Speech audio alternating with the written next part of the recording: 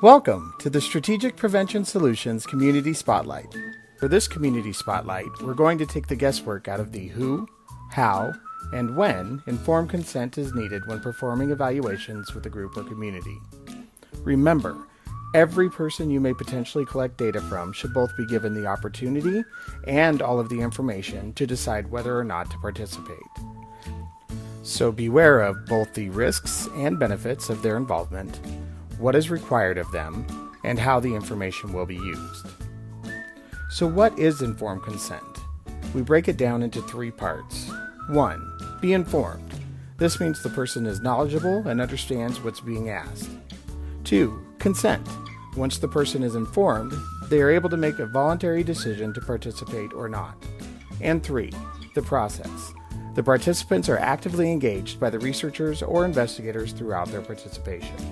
Informed consent is an active process and should keep procedures brief and convenient, not ask any unnecessary questions or private information unless needed, have materials and information that is plain and free of jargon, think 8th grader comprehension, and should allow for questions to be answered and provide the contact information for the researchers, investigators, and organizations involved.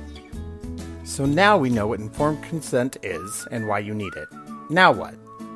Generally, the most common form of consent is written. However, there are other types and protocols of varying complexity. How you ask for consent is determined by who is providing the information, the type of information you are gathering, what protocol you implement, and the materials you might need. Now it's time to choose which form of consent you need for your evaluation. It may sound intimidating, but this is where the Informed Consent Worksheet will be your best resource to determine the most ethical way to protect yourself and your participants when conducting evaluations. Go ahead and get out the worksheet now to follow along, or if you need a copy of the worksheet, pause and go to www.strategicpreventionsolutions.com to download a copy for free. Before you begin using the worksheet, you must determine the age groups of those participating in your evaluation. Informed consent is broken into 3 groups that include adults 18 and older, children younger than 7, and youth ages 7 to 17. Note: for both youth and child segments, parents and/or guardians must be notified either verbally or with a written notice about the voluntary evaluation and give their consent. Now let's take a look at a real-world example of how the worksheet and flowcharts work.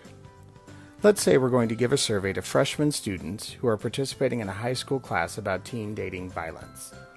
The school counselor would like to follow up with at-risk students afterwards, so students will be asked to write their name at the top of the survey. Because our participants are all high school freshmen, we know our age group will be in the youth category. Now we can use the flowcharts on the Informed Consent Worksheet to decide which consent to implement. First, we need to ask ourselves if the information collected will be confidential or anonymous. Remember, confidential means that someone's information can be connected to their identity, but it will be kept private, and their identity will not be shown in any reports that come from the data. And anonymous means that a person's identity cannot be connected to the information they give you. Because we are asking the students to write their name at the top of the survey, this will be considered confidential. Next, we determine if this information already exists. No, it doesn't. We're gathering new information from these students.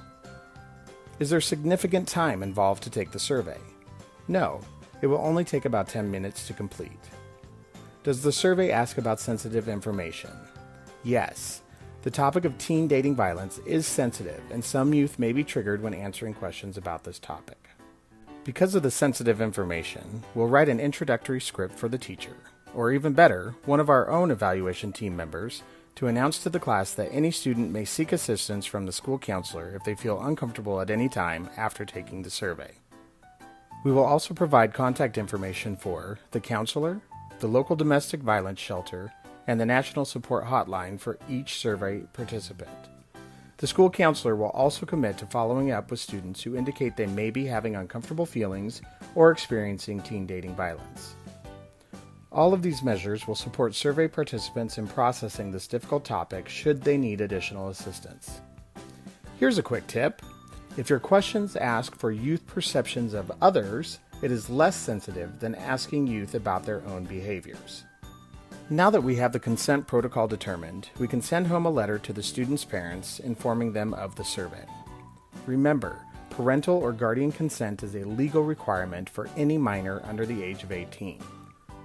The letter will inform parents of the content of the survey and give them the option to opt out their student from participation in the evaluation.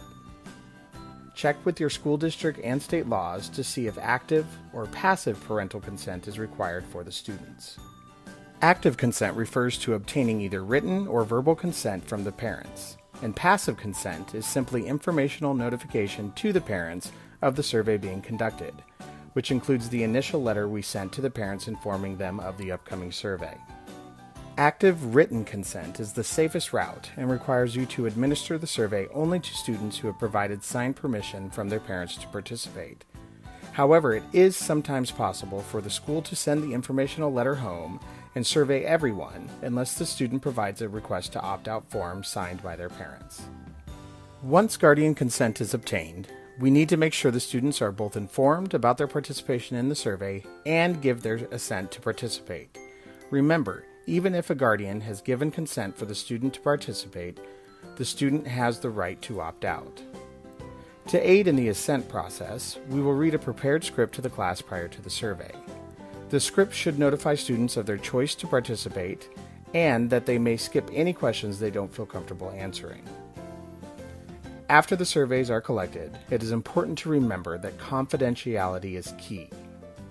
Our team will ensure all evaluation information is in a locked and secure location and/or on an encrypted, password-protected online database. We've now gone through an extensive example of informed consent, ensuring participants feel informed of their rights and their choice to participate. In the end, remember, participants' rights and safety are your highest priority, even if you miss out on some data. Before we conclude, we've also included some additional considerations and tips that can be found on the informed consent worksheet. These include an overview of vulnerable groups, or those participants considered at a unique risk, the potential for mandated reporting, which is a legal requirement to disclose information you may gather through your evaluation, and PHI, or Protected Health Information, which is federally protected participant information under the HIPAA privacy rule.